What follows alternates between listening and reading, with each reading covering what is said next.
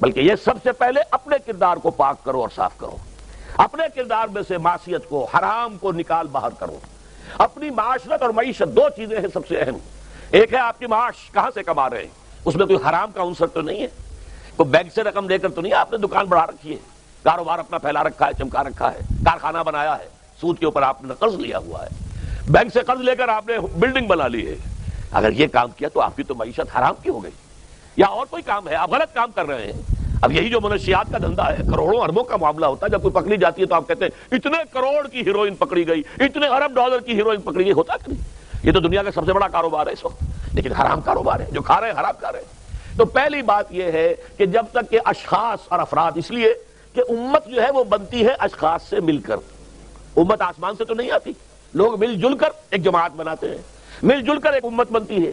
تو اب اگر جیسے کہ ایک فصیل ہے بڑی اور وہ اینٹوں سے بنی ہوئی ہے، تو اینٹیں پختہ ہوں گی تو فصیل پختہ ہے۔ ایک تو اینٹیں پختہ ہونی چاہیے، اور دوسرے سیمنٹ سبسٹنس جو جگہ ہوا جوڑنے والا مسالہ، وہ مسالہ مضبوط ہونا چاہیے، تبھی وہ فصیل جو ہے وہ مضبوط ہوگی۔ تو پہلی کام کیا ہے کہ ہر اینٹ جو ہے وہ مضبوط ہو جائے۔ اللہ تعالیٰ نے فرمایا سورہ رعد میں، ان اللہ لا یغیر ما بقوم حتی یغیروا ما بانفسہم، کسی قوم کی حالت اللہ نہیں بدلتا جب تک کہ وہ اپنے اندر اپنے نفس کی حالت کو نہیں بدلیں گے۔ پہلے اندر اپنے آپ کو بدلو، پہلے حلال پر اکتفا کرو، حرام سے اجتناب کرو، گھروں میں شرعی پردہ نافذ کرو، شرعی پردہ، یہ رواجی پردہ نہیں، شرعی پردہ۔ پوچھئے علماء سے کس کس سے پردہ ہے، کس کس کے سامنے عورت آ سکتی ہے بغیر حجاب کے، کون ہے محرم، پوچھئے، اور چیزیں بھی پوچھ لیں، یہ بھی پوچھئے نا ان سے، پھر اس پر عمل کیجئے۔ اگر آپ اپنے گھر کے اندر پردہ نافذ نہیں کرتے اور شکوہ کرتے جی بڑی عریانی دنیا میں پھیل رہی ہے، تو آپ کو شکوہ کرنے کا حق نہیں۔ عریانی ہے، بے حجابی ہے، بے پردگی ہے، فحاشی ہے، پھیل رہی ہے، کیوں؟ ہم نے خود اپنے گھروں سے پردہ نکال دیا، جس کے بعد دو پیسے آ گئے سب سے پہلا کام یہ کیا کہ برقع اتار دیا۔ معلوم ہوا کہ یہ تو غربت کی علامت تھی، یہ تو گویا کہ دقیانوسیت کی علامت تھی۔ تو ہمیں یہ سوچنا چاہیے، ہماری معاشرت، اب کسی نے قانون تو ہمارے اوپر نافذ نہیں کیا ہے کہ عورتیں پردہ نہ کریں، اللہ کا شکر ہے آج تک پاکستان میں تو ایسا نہیں ہوا ہے۔ مسلمان ملک ایک ترکی بھی ہے، وہاں عورت اپنا سر بھی نہیں ڈھانپ سکتی۔ آپ کو اپنے اخبار میں آپ نے پڑھا ہوگا، ایک ممبر آف پارلیمنٹ ان کی آ گئی تھی کہ جس نے صرف سر ڈھانپا ہوا تھا، سکارف رکھا ہوا تھا سر پر، اس جرم کی پاداش میں اس کی وہ اسمبلی کی ممبرشپ بھی گئی اور ترکی کی سٹیزن شپ بھی گئی۔ ہمارے ہاں تو نہیں، جس گھر سے بھی پردہ نکلا ہے اپنی مرضی سے نکلا ہے، جس نے بھی چھوڑا ہے اپنے ارادے سے چھوڑا ہے، کسی نے آپ پر لازم نہیں کیا۔ تو پہلا کام دیکھیے اصلاح معاشرہ کا، پہلے اپنے آپ کو بدلو، اپنے آپ کو ٹھیک کرو، اپنے کردار کو، اور دونوں اعتبارات سے اپنی معاش اور معاشرت۔ معاش آپ کی جو بھی کمائی ہے، جس پر آپ کا گزارا ہے، اس میں کوئی حرام کی آمیزش نہ ہو۔ معاشرت جو رہن سہن ہے، باقی ظاہر بات ہے چور کا ہاتھ تو آپ نہیں کاٹ سکتے، وہ تو جب تک قانون نہ بنے اور وہ نظام نہ بدلے۔ زانی کو آپ سنسار نہیں کر سکتے جب تک کہ شریعت کا قانون جو ہے اس کی بالادستی نہ ہو جائے، وہ آپ نہیں کر سکتے۔ سود آپ ختم نہیں کر سکتے جب تک کہ وہ نظام حکومت ختم نہ کرے، ورنہ تو ہر ایک جو ہے پورے ہمارے نظام کا جو ہے تانا بانا سود پر ہے۔ لیکن خود تو اپنے آپ کو بچا سکتے ہو، ڈائریکٹ انوالومنٹ تو نہ ہو سود میں، خود تو سود پر قرض نہ لو، خود تو اپنی بچت وہاں رکھ کر اس پر سود نہ کھاؤ، اور فکس ڈپازٹ رکھ کر جو ہے سود نہ کھاؤ۔ کم سے کم ان دونوں اعتبارات سے جب تک کہ ہم اپنے آپ کو، تقویٰ تو بہت اونچی چیز ہے، اور تقویٰ بھی وہ جتنا کہ اللہ کے تقویٰ کا حق ہے، تو بہت اونچی بات ہے، کم سے کم جو صریح حرام ہے اس سے تو بچیں۔ تو پہلی منزل یہ، بلکہ میرے اب آج کی ترتیب میں دوسری منزل ہوئی۔ پہلی منزل کیا تھی؟ یقین والا ایمان حاصل کرو، یقین پیدا کرے ناداں، یقین سے ہاتھ آتی ہے وہ درویشی کے جس کے سامنے جھکتی ہے فقوری۔ ایسے ایسے درویش گزرے ہیں۔ اب یہ خواجہ نظام الدین اولیاء رحمۃ اللہ علیہ، دلی میں ایک تخت ہوتا تھا بادشاہ کا، ایک تخت ہوتا تھا ان کا روحانی تاجدار۔ وہ کون تھے؟ نظام الدین اولیاء رحمۃ اللہ علیہ۔ 6 بادشاہ ان کے زمانے میں بیٹھے تخت دہلی پر، کسی کے پاس حاضری نہیں تھی، درویش نہیں جایا کرتے عمرا کے گھروں میں۔ ایک بادشاہ نے کہا کہ میں آنا چاہتا ہوں، روک دیا، نہیں میرے پاس مت آؤ۔ اس نے کہلوایا میں آ جاؤں گا، آپ کا دربار عام ہے، کھلا ہے، سب آتے، میں بھی آ جاؤں گا، آپ مجھے کیسے روک سکتے ہیں؟ جواباً کہلوایا کہ اگر بادشاہ ایک دروازے سے داخل ہوا تو درویش دوسرے دروازے سے نکل جائے گا۔ جھک رہا ہے کہ نہیں بادشاہ؟ جب آیا تھا بابر یہاں پر حکومت کو جنگ کرنے کے لیے، اور پانی پت کی پہلی جنگ ہونے والی تھی سن 1526 میں، پتہ نہیں یہ تاریخ بھی اب لوگوں کو معلوم ہے کہ نہیں، تو وہاں کون تھا؟ ابراہیم لودھی بادشاہ تھا دہلی کا۔ وہ آیا ہے شیخ عبد القدوس گنگوہی رحمۃ اللہ علیہ کے پاس کہ حضور حضرت میرے لیے دعا کیجئے، بڑا وقت سخت آ گیا ہے، بابر فوج لے کر آ گیا ہے۔ ان کا دعا نہیں کی، فرمایا ہٹ جاؤ یہاں سے، ہماری دھوپ چھوڑ دو، دعا نہیں کی۔ وہ آیا ہے ہاتھ جوڑ رہا ہے، دعا کی، دعا نہیں کی، اس لیے کہ ظالم حکمران تھا اور بابر نے شکست دی۔ تو یہ فقیروں کے پاس چل کے بادشاہ کیوں جا رہے ہیں؟ اس لیے کہ وہ یقین ہے دل کے اندر، یقین پیدا کرے ناداں یقین سے ہاتھ آتی ہے، وہ درویشی کے جس کے سامنے جھکتی ہے فغفوری، بادشاہ جھکتے ہیں جن کے سامنے، وہ کس سے حاصل ہوتی ہے؟ وہ در حقیقت یقین قلبی والی دولت۔ دوسرا کام، اپنے عمل کے اندر، اپنے کردار میں تقوی اختیار کرو، جس کا کم سے کم درجہ یہ ہے کہ حرام سے تو اپنے آپ کو بچا لو اور فرائض کی پابندی کرو۔ نماز فرض ہے، روزہ فرض ہے، اگر آپ کے پاس مال اتنا ہے کہ زکوٰۃ آپ پر عائد ہوتی ہے، زکوٰۃ دینا فرض ہے، اگر استطاعت ہے تو حج کرنا فرض ہے، جو بھی ہے فرائض وہ ادا کرو، فرائض و واجبات ادا کرو، حرام سے اپنے آپ کو روک لو۔ یہ دو کام نہیں کرتے تو اگلی آیت کی طرف بڑھنے کا فائدہ ہی نہیں، پھر یہیں پر بات ختم ہو جائے گی، فل سٹاپ ہو جائے گا۔ لیکن اگر یہ مرحلہ طے کر لیا، خوش نصیب، اس نے اپنی معاش اور اپنی معاشرت کو درست کر لیا شریعت کے مطابق۔ اب اگلا قدم کیا ہوگا؟ وَاعْتَصِمُوا بِحَبْلِ اللَّهِ جَمِيعًا وَلَا تَفَرَّقُوا۔ اب کیونکہ تمہیں فرد سے آگے بڑھ کر ایک امت بننا ہے، دنیا میں انقلاب برپا کرنے کے لیے، اللہ کے دین کا بول بالا کرنے کے لیے، اللہ کے دین کو غالب کرنے کے لیے تمہیں تو فوج بننا ہے، خدائی فوجدار بننا ہے، لہذا تمہیں جڑنا ہوگا نا۔ تمہیں جوڑنے والی شے کون سی ہوگی؟ میں نے کہا تھا نا، فصیل کی مضبوطی کا دار و مدار دو چیزوں پر ہے، اینٹیں پکی ہوں، افراد جو ہیں ان میں تقویٰ آ گیا، فرما برداری آ گئی، اینٹ پکی ہو گئی دینی اعتبار سے۔ اب ان کو جوڑنے والی شے کیا ہے؟ فرمایا اور سب مل جل کر اللہ کی رسی کو مضبوطی سے تھام لو اور تفرقوں میں مبتلا نہ ہو۔ وَاعْتَصِمُوا بِحَبْلِ اللَّهِ، حبل اللہ، اللہ کی رسی، مل جل کر جمیعاً، وَاعْتَصِمُوا بِحَبْلِ اللَّهِ جَمِيعًا وَلَا تَفَرَّقُوا، تفرقے میں مبتلا نہ ہو۔ تفرقہ ہوگا تمہاری قوت ختم ہو جائے گی۔ Divided you fall, United you stand. اگر تمہیں مضبوط ہو اور مجتمع ہو، بنیاد مرصوص ہو، تو تمہیں کوئی شکست نہیں دے سکتا۔ اگر تمہارے دل پھٹے ہوئے ہو، تمہارے اندر رکھنے ہو، تو تمہارے اندر سے غدار نکل آئیں گے۔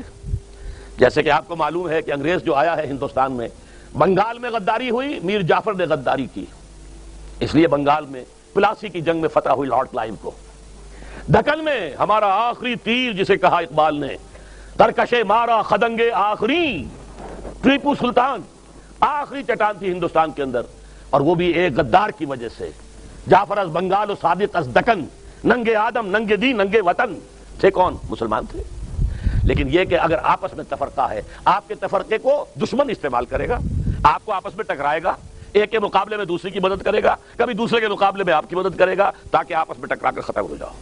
لہذا اتحاد، اب کیونکہ یہاں پہ اتحاد لکھا ہوا ہے تو اسی حوالے سے سمجھیے کہ وَاعْتَصِمُوا بِحَبْلِ اللَّهِ، اتفاق کیسے آئے گا؟ اللہ کی رسی کو مضبوطی سے تھامو۔ یہاں ایک سوال پیدا ہوتا ہے کہ اللہ کی رسی کون سی ہے؟ بلکہ ایک بڑا تلخ واقعہ کی یاد میرے ذہن میں ایک تلخی کی حیثیت سے ہے۔ سن 74 میں آپ کو یاد ہوگا کہ پاکستان میں عالم اسلام کے سربراہوں کی ایک سمٹ ہوئی تھی، اور بڑا روح پرور موقع تھا وہ۔ آپ کو معلوم ہے شاہ فیصل شہید وہ آئے تھے، سب سے بڑے وہ تھے، نمایاں تھے، اور تمام دنیا کے سربراہان مملکت لاہور میں جمع ہوئے تھے۔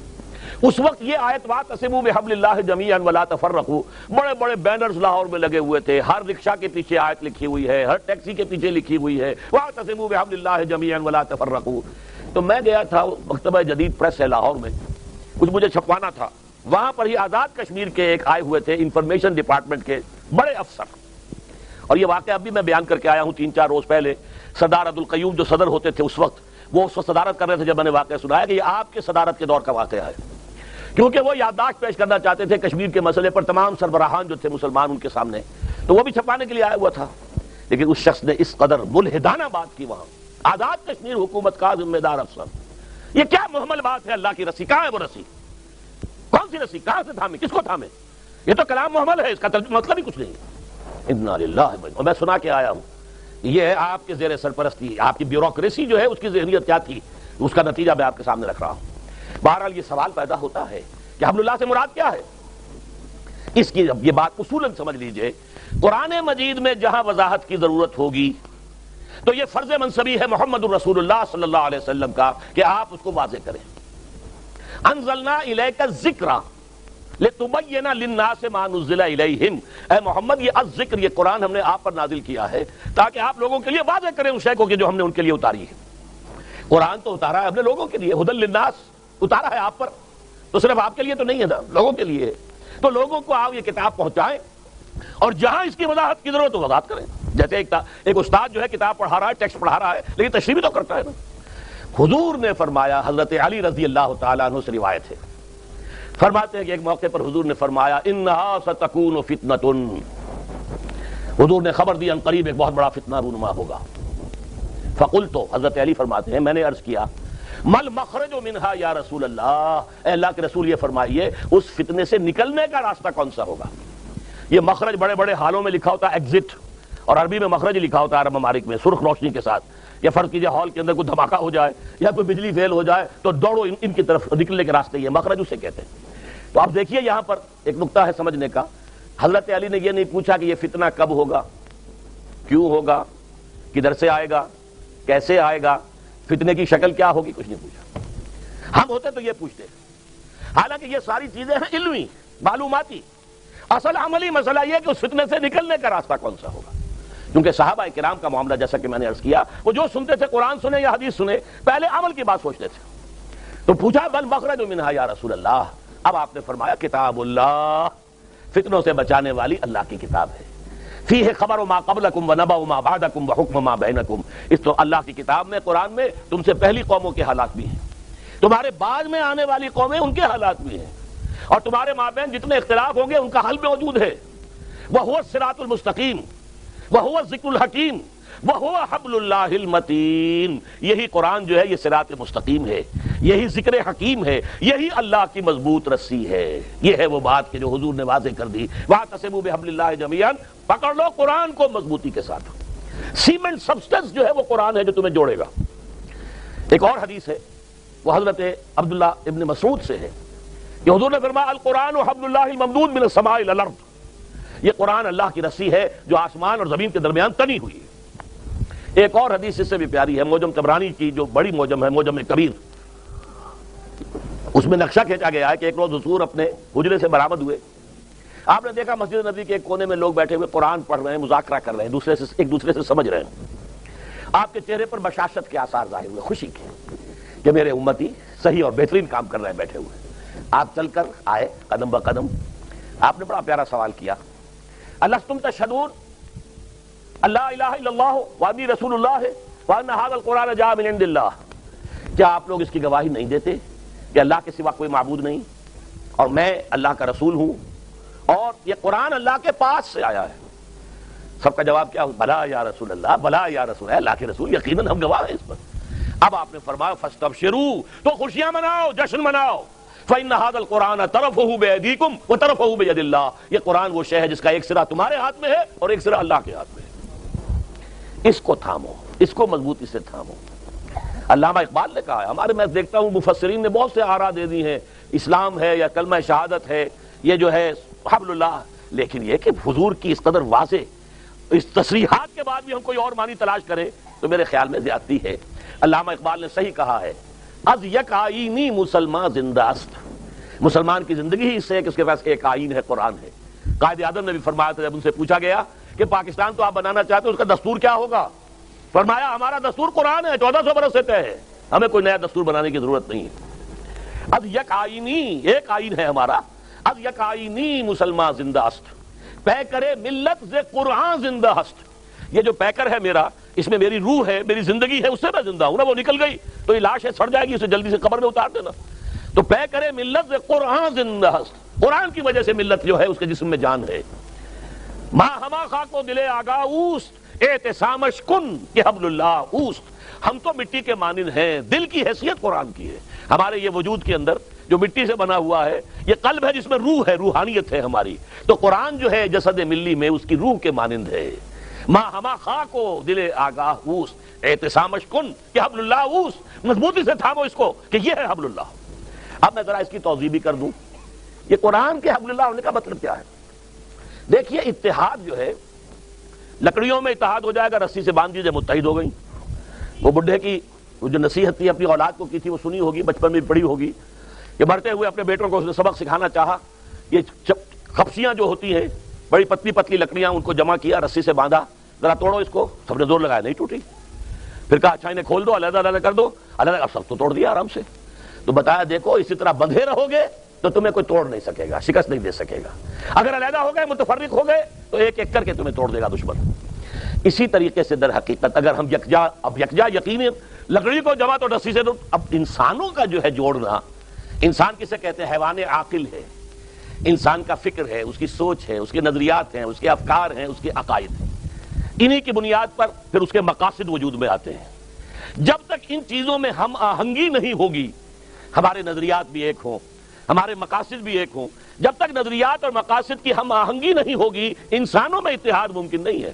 واز کہتے رہیے، کتنا ہی کہہ لیجئے اتحاد ہونا چاہیے، اتحاد سے میں برکت ہے، سب صحیح ہے، ہوگا نہیں اتحاد۔ اتحاد ہوگا کس سے؟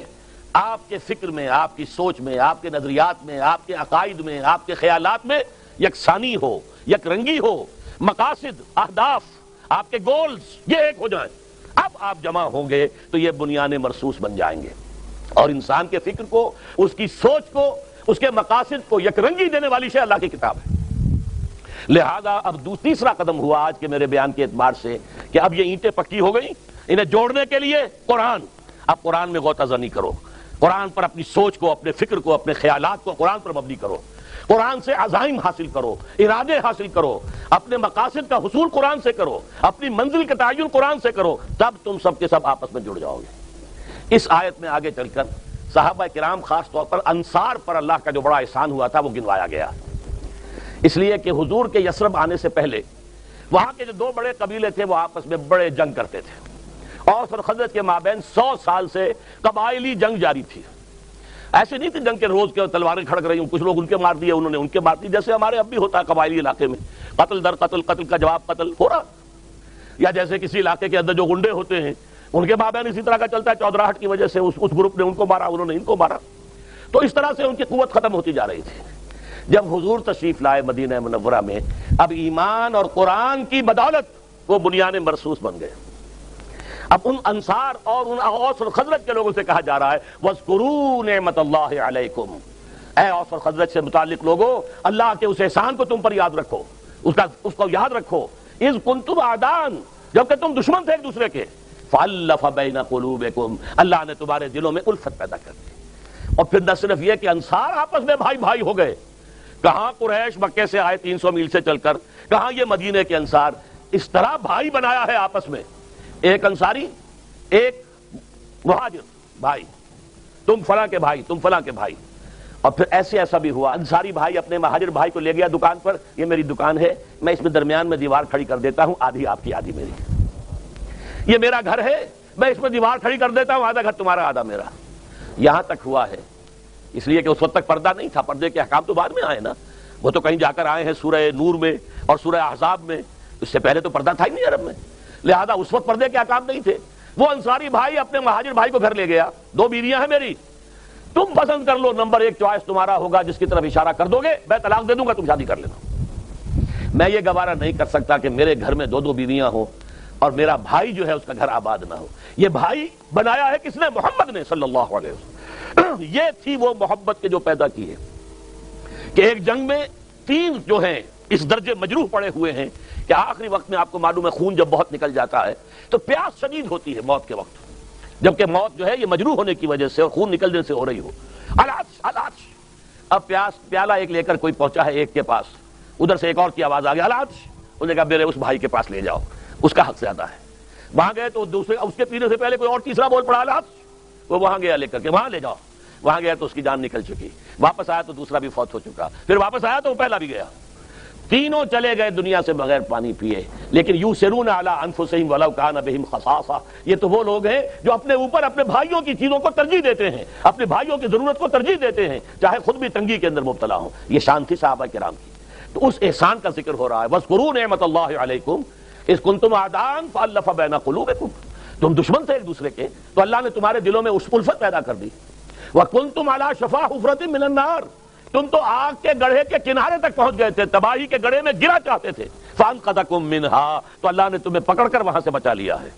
كَذَلِكَ يُبَيِّنُ اللَّهُ لَكُمْ آيَاتِهِ لَعَلَّكُمْ تَهْتَدُونَ، اسی طرح اللہ تعالیٰ تمہارے لیے اپنی آیات کی وضاحت کر رہا ہے تاکہ تم ہدایت حاصل کرو۔